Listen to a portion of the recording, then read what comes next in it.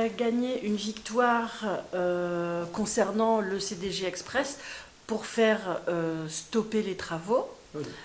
Où est-ce que ça en est, là, aujourd'hui? Alors, depuis la décision du tribunal administratif de Montreuil, bien, le chantier est en train de s'arrêter, est en train d'être mis en sécurité. On voit que les travaux s'arrêtent au fur et à mesure. Et donc, on constate donc la décision est en train de s'appliquer.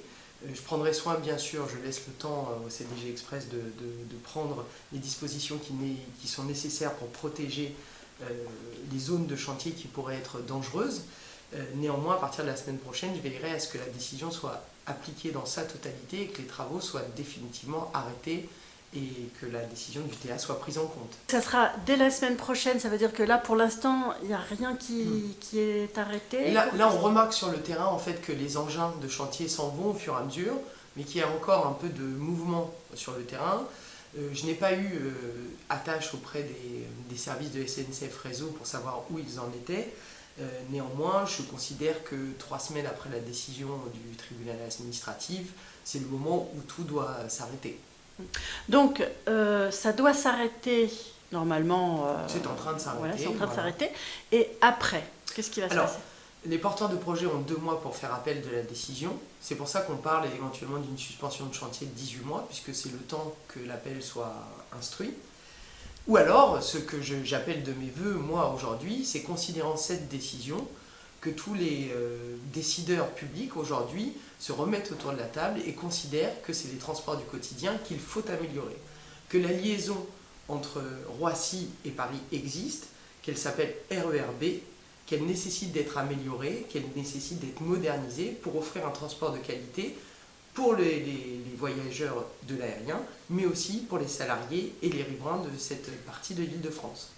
Donc je considère qu'aujourd'hui, et eu égard à la situation sanitaire, à la situation économique, qu'il y a besoin de remettre tous les décideurs autour de la table. C'est l'État, c'est ADP, c'est la région Île-de-France, IDF Mobilité, ce sont les maires et les décideurs de ce secteur pour dire aujourd'hui mettons tous les moyens qu'il a été possible de trouver pour CDG Express, redirigeons-les vers le RER B, modernisons la B, la K, accélérons la ligne 17, modernisons aussi la ligne P qui arrive à la gare de l'Est, puisque ça a un impact aussi sur ce secteur, j'en ai même parlé avec quelques collègues de la ligne P, mettons tous les moyens dans les transports du quotidien et ça facilitera et les transports de l'aéroport et les transports de nos riverains.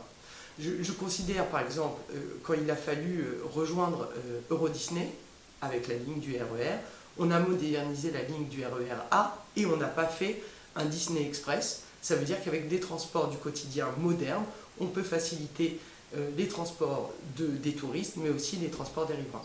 Pourquoi est-ce que cette solution du RER B n'a pas été retenue à la base? Je ne voudrais pas être caricatural, mais je pense qu'il y avait une envie chez certains décideurs de faire un transport qui ne soit pas celui du tous ensemble. On l'a souvent entendu dire, le RER B est dégradé, il traverse des zones dites populaires, et je pense qu'il y avait envie d'un mode de transport un peu ségrégatif, si je veux aller très loin. Un transport très moderne, dans une bulle pour une certaine catégorie, et puis le RER pour les autres. Parce qu'il devait revenir assez cher, le titre de transport. Le titre de transport, on le dit depuis très longtemps, il va se situer entre 24 et 29 euros l'aller. Si pour 2 personnes, par exemple, il sera moins cher encore de prendre le taxi, qui est à peu près à 50 euros, que d'être 2 dans le CDG Express. Donc je pense qu'il n'y a aucun salarié qui peut se permettre de prendre pour 60 euros de transport tous les jours pour se rendre sur son lieu de travail, d'autant qu'il faut aller le prendre à la gare de l'Est ou à Roissy, puisqu'il ne dessert aucune autre zone d'habitat que ces deux points. Et le CDG Express se justifiait pour le tourisme, peut-être, par rapport à Roissy, bien sûr. Mais là, le tourisme a eu un coup d'arrêt avec la crise sanitaire.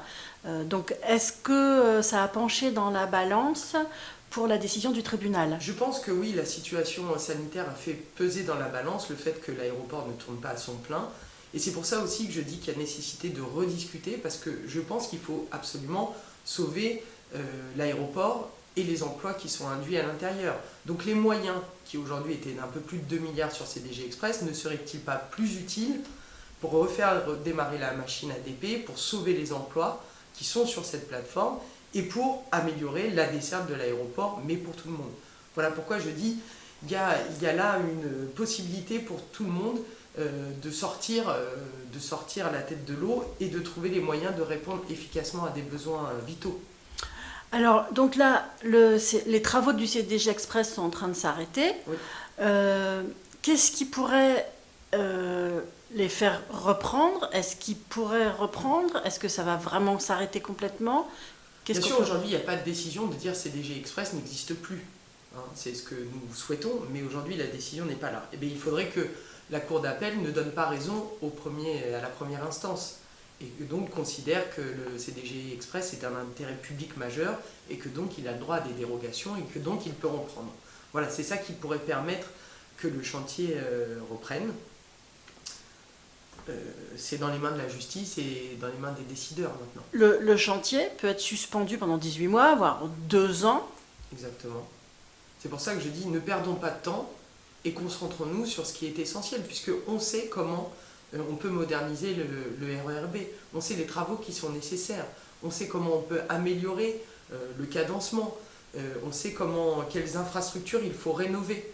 Donc n'attendons plus, ne perdons pas de temps et allons-y, je pense que c'est le moment. C'est le tracé de la ligne Charles de Gaulle Express, Ouais. hein, donc qui part de Paris-Est et qui donc emprunte les voies du RERB de la ligne K jusqu'à la gare de Mitry-Villeparisis et qui ensuite se décroche, c'était ça le plus gros du chantier aussi, c'est la construction de 8 km de voies ferrées pour rejoindre l'aéroport. D'accord. C'est ça qu'on voit de la Francilienne. Exactement, de la Francilienne, tout le chantier qu'on voit, c'est donc cet endroit-là où on vient décrocher les rails du RERB, construire 2 nouvelles voies qui auraient dû longer la ligne LGV pour remonter jusqu'au terminal 2 de l'aéroport qui est juste là. C'est Charles de Gaulle Express qui vient emprunter les infrastructures du RERB de Mitry-le-Neuf jusqu'à Paris. C'est aussi pour ça que notre colère était entière depuis le début, c'est qu'on est sur des infrastructures qui aujourd'hui transportent 1 million de passagers tous les jours, qui est saturée, qui est en mode dégradé, et au lieu de l'améliorer, on vient percuter cette circulation qui est déjà pas très bonne, avec un train à grande vitesse qui aurait dû passer tous les quarts d'heure, et puis qui, pour les riverains, disons-le, une véritable source de nuisance. Ils l'ont constaté depuis les débuts des travaux, ça va faire bientôt 2 ans qu'on est en zone de travaux, et donc les riverains vivent des nuisances perpétuelles parce que dans ce chantier, on n'a pas considéré non plus qu'il fallait avant tout protéger les riverains avant d'engager des chantiers colossaux. Donc on se retrouve avec des riverains qui vivent un véritable enfer nuit et jour. Quand je parlais des riverains, vous voyez, le CDG Express aurait dû traverser toute cette zone qu'on appelle nous Paris-Village, côté de Villeparisis d'ailleurs, et puis là venir faire une boucle, hein. Donc c'est toute la zone chantier dont on parlait tout à l'heure à côté de la 104. Je suis à l'initiative d'une tribune que j'essaie de faire largement signer par des responsables politiques, associatifs, syndicaux, pour demander justement cette table ronde autour des moyens à mettre pour les transports du quotidien. Donc j'espère, et elle reçoit déjà beaucoup de bienveillance d'ici la fin de la semaine pour pouvoir présenter une motion signée par, je l'espère, plus d'une centaine de responsables pour demander à ce que d'urgence, il y ait un plan d'urgence sur la ligne B du RER et qu'on abandonne ce projet faramineux qui n'a plus aucune utilité, parce que c'est même pas moi qui le dis, c'est le tribunal administratif de Montreuil qui dit que ça n'a pas d'intérêt public. Donc la motion, elle doit être présentée à qui ? Elle va être présentée en premier lieu au président de la République, au Premier ministre, au ministère des Transports, mais aussi à la présidente de région, puisque c'est à mon sens les principaux décideurs sur la question des transports. Je pense que pour tous les responsables ou tous les maires du secteur, ce sera très facile de trouver une date très prochainement pour parler du RERB. Je pense que la quasi-totalité des maires de la ligne B du RER, mais aussi de la ligne K, mais aussi de la ligne P, mais aussi de tout ce grand secteur de l'Est de l'Île-de-France, pour nous tous, la question du transport est un enjeu majeur pour nos populations. Oui, parce que la ligne P, elle souffre aussi. Hein. Elle souffre aussi, mais elle était impactée aussi par CDG Express, puisque comme le CDG Express arrivait en gare de l'Est comme la ligne P, elle venait enrayer aussi des possibilités d'amélioration de la ligne P. Donc c'est pour ça que je dis que c'est un sujet qui concerne tout notre grand secteur, Seine-Saint-Denis, Val d'Oise, Seine-et-Marne, Nord. Et donc je pense qu'il y a sujet et matière à pouvoir discuter ensemble.